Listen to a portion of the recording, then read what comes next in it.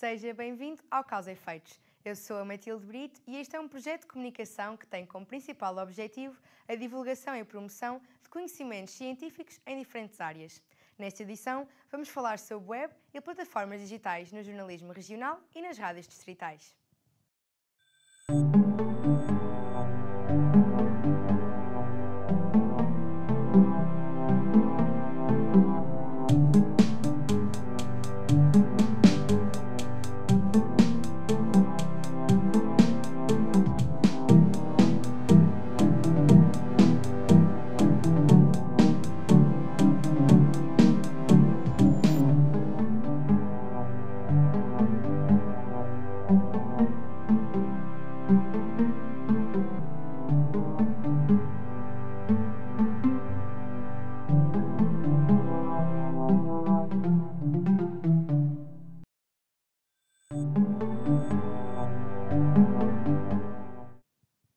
E para nos falar sobre este tema, convidámos o professor António Boa de Figueiredo, mestre e especialista em Ciências da Comunicação. Olá, professor. Olá, Matilde. Agradecemos desde já você ter aceito o nosso convite para estar aqui hoje.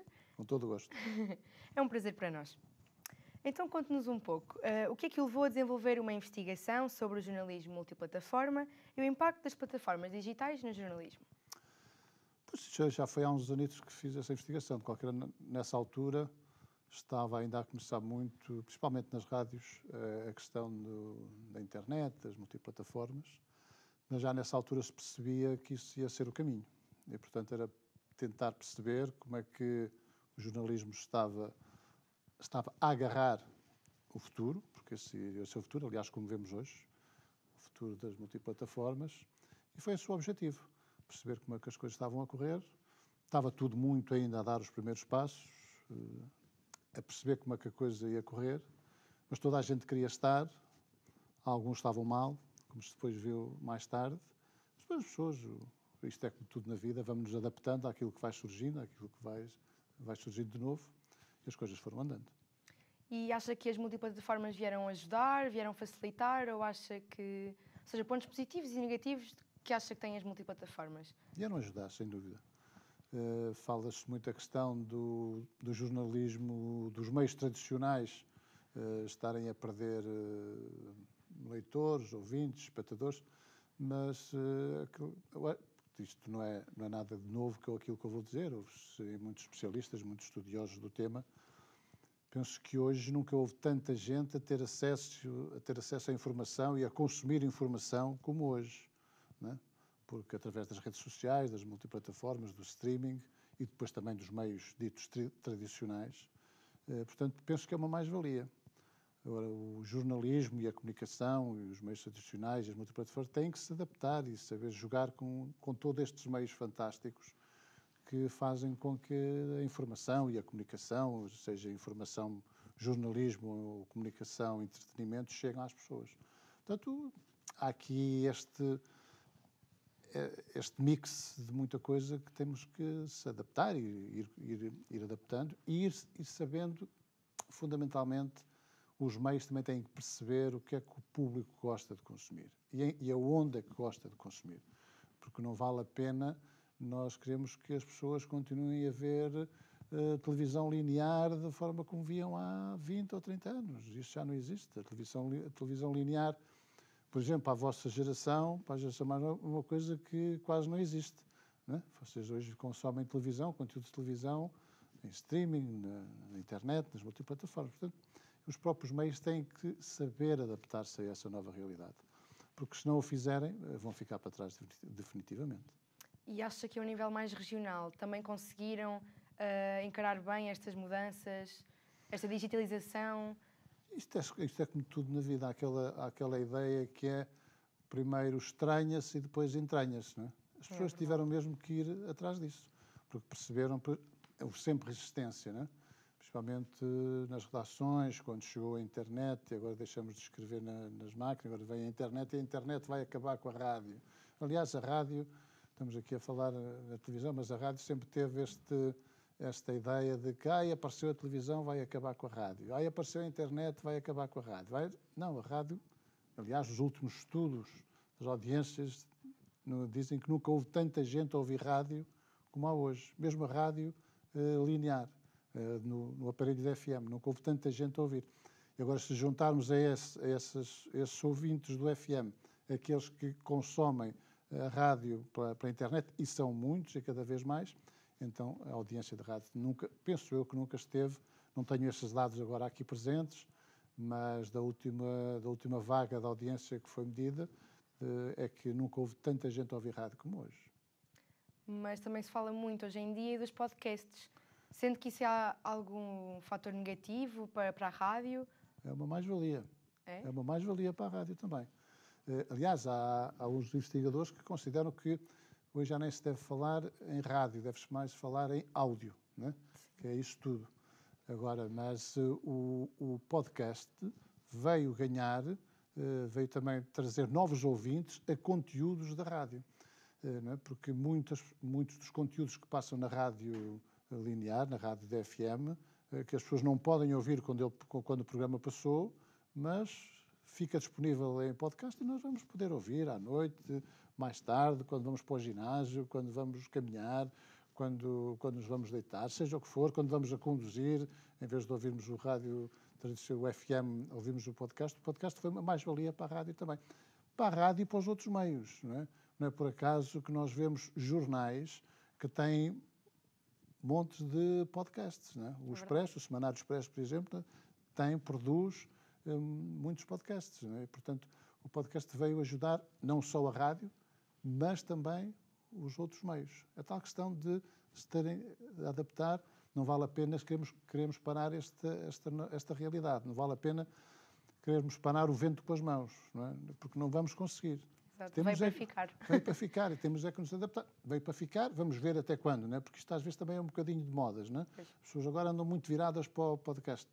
Falta saber se é uma coisa para continuar, mas enquanto as pessoas gostarem, enquanto as pessoas consumirem, os meios só têm é que produzir conteúdos e bons conteúdos e diversificados para tentarem atingir o maior número de público.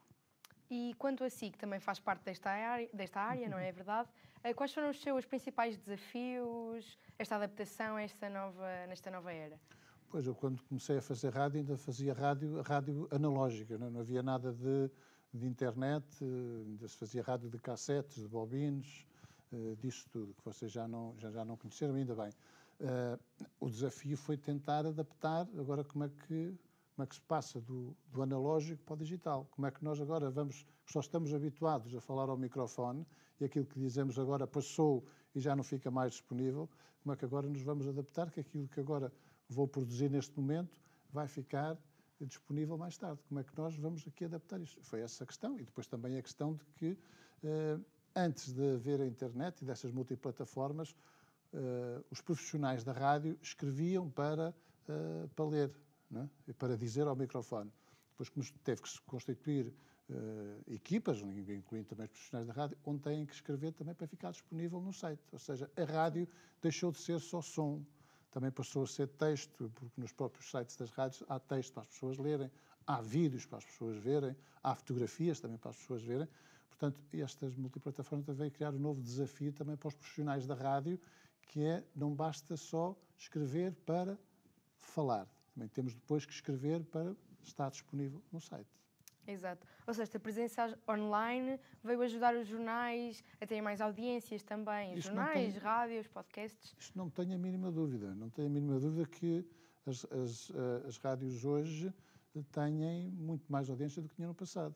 Aliás, este conceito que havia muito arraigado da rádio local, obviamente que em termos de legislação, há a rádio local, há a rádio regional e há a rádio nacional, de acordo com as licenças que têm para o território que cobrem em termos de frequência do FM.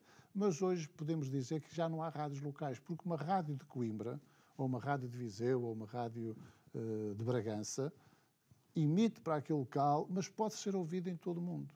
Uma coisa fantástica que nós na rádio, por exemplo, numa rádio em que eu trabalhei durante muitos anos em Viseu, era nós percebermos, quando começámos a ter a emissão online, que havia permanentemente pessoas a ouvirem-nos nos Estados Unidos, na Rússia, na França, em quase todos os países nós tínhamos ouvintes. o que também criou mais um desafio, também para podermos falar não só para quem nos seguia ali localmente, onde nós vivíamos, mas também para outras pessoas que estavam mais longe, que também passaram a ser o nosso auditório. Então vê que o futuro também das rádios regionais e locais continua a crescer mesmo com estas alterações. Sim, o problema das rádios não está nestes meios, na multiplataforma que agora tem acesso. O problema das rádios é um bocado que se passa com o problema dos jornais, o problema da comunicação em geral, é garantirem um modelo de sustentabilidade económica. Esse é que é o problema, porque desde que haja sustentabilidade económica, só há vantagem em explorar muito essas plataformas e esses novos meios. O problema das rádios é nessa questão, é na questão da sustentabilidade económica, porque o mercado está cada vez mais reduzido, e há cada vez mais meios a disputarem o mercado da publicidade, e os órgãos de comunicação vivem essencialmente das receitas da publicidade, a não ser os órgãos públicos que pertencem ao Estado, a RTP, a Lusa, a RDP, que agora são cada vez menos. A questão do problema das rádios e dos jornais está mais nessa questão, é o modelo de sustentabilidade. Como é que geram receitas para continuarem a sua atividade? Porque não é o problema não vem da internet. A internet existe, vai estar cá, e portanto não vale a pena andarmos aqui todos a falar que a internet é que deu cabo do jornalismo, a internet é que deu cabo, porque as pessoas consomem, têm acesso agora a jornalismo gratuito e não pagam os jornais. Não, os jornais e os outros órgãos de comunicação é que têm que se adaptar e arranjar novos modelos para arranjar receitas. Sim, até porque muitos meios de comunicação, muitos jornais, na verdade, mesmo para se ver online, têm de se pagar algum valor, aqui a nível financeiro. Pois, esse é um segredo que falta descobrir bem, porque há quem diga que houve aqui um problema que inicialmente os órgãos, os meios, jornais, rádios, TVs, para terem audiência na internet, disponibilizaram gratuitamente. Sim. Aqui há muitos anos, não é? Naquela ânsia de ter auditório, de ter audiência na internet, disponibilizaram gratuitamente. Depois quiseram fechar. Obviamente que as pessoas habituaram-se a ter acesso gratuito. Exato. E depois já não conseguem. Mas eu tenho acesso gratuito, agora vou ter que pagar porque há quem diga que houve aí um certo erro estratégico inicialmente ao disponibilizar esses conceitos gratuitamente. Agora, tem que haver uma adaptação.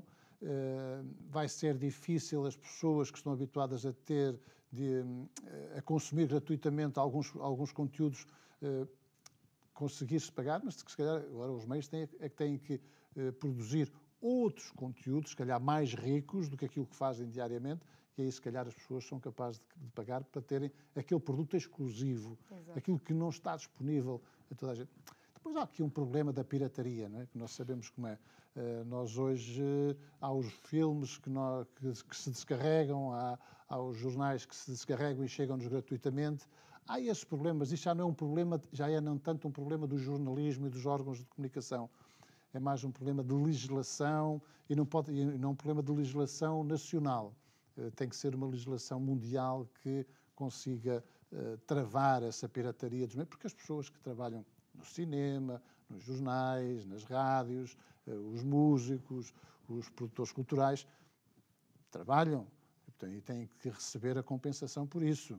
Portanto, ao fazermos pirataria, quem faz essas plataformas, estamos a prejudicar essas pessoas. As pessoas têm que viver e, portanto, têm que ter receita. Mas isso é uma questão mais ampla do mundo que vai ter que resolver esse problema, como também o problema das grandes plataformas, da Google, da Amazon, por aí fora, que venham buscar os conteúdos aos jornais, às rádios, às televisões, ao jornal mais pequeno que há, a Google vai lá e vai buscar o conteúdo e depois distribui.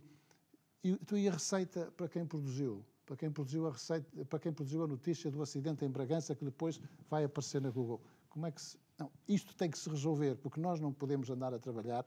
Nós hoje, vocês, futuramente, muito em breve, espero, todos vocês, a trabalhar para outros terem receitas. Não, quem produz tem que ter a receita. E aí a responsabilidade é dos governos a nível mundial, da União Europeia, que têm que regular essas grandes plataformas, que têm que pagar o que é justo a quem produz as notícias. E pensa que agora falando um pouco mais a nível nacional, a nível das rádios, por exemplo, mais pequeninas, pensa que as rádios de maiores dimensões e que todos nós conhecemos vão conseguir não roubar o espaço, mas de certa forma tirá-lo às rádios mais pequenas, também aos canais mais pequenos, aos mais regionais, mais locais? A comunicação regional tem uma mais-valia, na minha perspectiva, que os meios nacionais não conseguem. É a proximidade. É estarem lá. É conhecerem as pessoas. E se os meios regionais, rádios, televisões, jornais, conseguirem relatar, dar atenção a quem está próximo, a quem nós conhecemos, isso é a mais-valia. Os nacionais não conseguem lá chegar. Ou então só vêm quando há o grande incêndio, quando há o grande acidente, mas depois há o todo, o dia-a-dia da comunidade que vive, que decide, que tem preocupações, que tem reivindicações. Isso não aparece nos meios nacionais. Isso vai ter sempre um espaço privilegiado nos meios regionais, seja rádios, seja jornais. Essa é a mais-valia. Um meio regional que queira fazer aquilo que fazem os nacionais, na minha perspectiva, faz mal, porque não consegue fazer tão bem como eles, porque não tem os meios que eles têm. Portanto, os regionais têm que, não é limitar-se, na minha perspectiva, é virarem-se para aquilo que sabem fazer bem, que é tratar a informação regional, porque eles ali que estão próximos, os outros não estão lá, eles é que sabem, eles é que conhecem, eles é que podem falar com as pessoas que estão ali próximas. E se fizerem isso, as comunidades que estão à volta desses meios dão valor e reconhecem esse trabalho. E não acha que eles conseguindo transmitir esses valores, essas mensagens da população em si, estando na mesma lá, mas transmitindo para um nível mais nacional, não seria uma mais-valia? Ou seja, não seríamos de um meio pequeno para demonstrar ao mundo ou ao nosso país o que se passa mais certamente, mais concretamente naquele local? Mas hoje conseguem, porque hoje aquilo que eles produzem localmente está disponível para qualquer parte do mundo. Não é? A tal questão que eu te dizia há pouco. A rádio local, em termos de legislação, em termos de conceito legal, é a rádio local que só cobra determinados conceitos, mas, na realidade, chega a qualquer parte do mundo. Portanto, é a mais-valia. Obviamente que, ao fazerem a informação de proximidade, aqui eu falo muito de informação, mas não tem que ser a informação pura e dura. Pode ser também conteúdos de entretenimento, de promoção, de divulgação das nossas terras, de onde vivemos. É feito para aquela comunidade, mas depois chega às outras. E está uma coisa que nós não nos podemos esquecer. Portugal tem uma comunidade espalhada por todo o mundo. A questão da notícia da saudade. Os imigrantes gostam de saber da sua terra. E se souberem que há aquele jornal, que há aquela rádio que fala da terra deles, da gente que eles conhecem, eles vão ouvir através da internet, vão consultar o site, vão ver as redes sociais destes órgãos. Não tenho a mínima dúvida. Até porque, às vezes, as coisas boas não acabam por sair nos jornais nacionais e saem só nos jornais mais regionais. Sim, mas isso faz parte da vida. Claro. Faz parte da vida e há também aquela questão, pronto, é o que é. O grande consumidor de notícias gosta da notícia, entre aspas, negativa. Não gosta da notícia positiva, né? Vende mais o acidente, vende mais o crime do que estarmos aqui a fazer o elogio a uma associação ou um grupo de pessoas que fez uma grande obra na nossa terra ou até em Lisboa, na capital, passa despercebido. Mas com essa realidade nós também temos que saber viver, não é? Mas o resto também existe e se nós dermos o resto as pessoas também vão consumir. Ou seja, as redes nacionais por vezes focam-se mais nessa positividade e não só nos crimes, nos acidentes, no que... Não, as redes nacionais focam-se muito no crime e nessas coisas, né? Aliás, como vemos, né? Aliás, estamos a gravar isto no final de outubro, né? E tivemos aquele caso recente daquele senhor que foi baleado pela polícia, depois teve aquele final trágico. O que é que andaram a fazer as televisões e os jornais nacionais nestes últimos dias? Era só a questão do vandalismo em Lisboa, queima carro, quase tudo o resto desapareceu das notícias. Mas se fôssemos espreitar o site dos meios regionais, eles estavam a dar muitas outras coisas que se passavam pelo país. O país não é só aquilo que acontece nos meios nacionais. É verdade. E que mudanças nestes anos todos da sua carreira, nesta área, que mudanças mais significativas é que acha que existiram? Foi essencialmente o modo de consumo da informação, daquilo que nós fazíamos. Não é? Antigamente era só mesmo aquela questão, as pessoas ouviam o rádio, não é? E uma coisa muito importante para os jornalistas e para quem faz comunicação, que é o feedback imediato que nós temos do leitor. Antigamente, como é que nos chegava o feedback? Através dos amigos, de gente conhecida, pá, ouvi, gostei, não gostei, pá, aquilo não se passou, ou alguém que telefonava, ou alguém que escrevia, que mandava cartas. Hoje nós temos o feedback imediato. Nós pomos uma notícia no site da rádio, ou do jornal, ou da televisão, e está logo ali, pessoal, pá, gostei, não gostei, meteste asneira. Se há qualquer informação menos correta que é veiculada por qualquer... Temos logo ali pessoas a chamarem a atenção que disseram isto ou disseram aquilo, ou escreveram, não está correto, não se passou isso, não se passou aquilo. E também há outra coisa que mudou muito, que é, antigamente, o público não era tão, com tanta frequência, fonte de notícias. Hoje, muitas das notícias que depois saem nos meios, nos órgãos de comunicação social, qual é a fonte?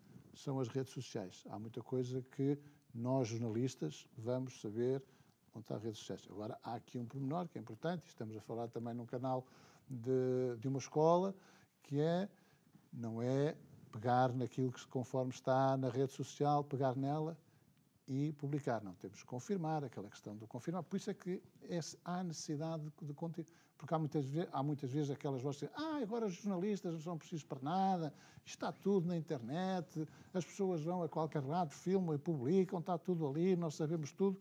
Está bem, mas muitas vezes publicam e filmam coisas que não são verdade. O jornalista vai ser sempre preciso, e cada vez mais preciso, que é para filtrar, para confirmar aquilo que é verdade, porque senão qualquer dia o mundo está só dominado pelas fake news, pelas notícias falsas, e nós jornalistas é que temos que fazer esse filtro, essa confirmação.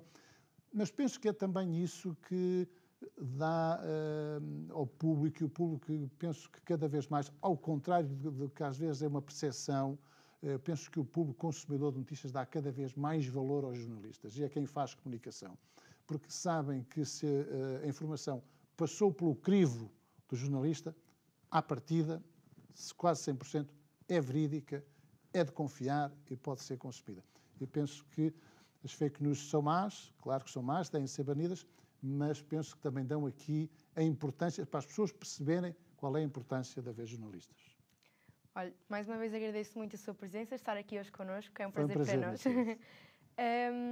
Podem sempre continuar acompanhar-nos no nosso canal de YouTube. Subscrevam para não perderem nada. Eu sou a Matilde Brito e este foi mais um episódio do Causa e Efeitos.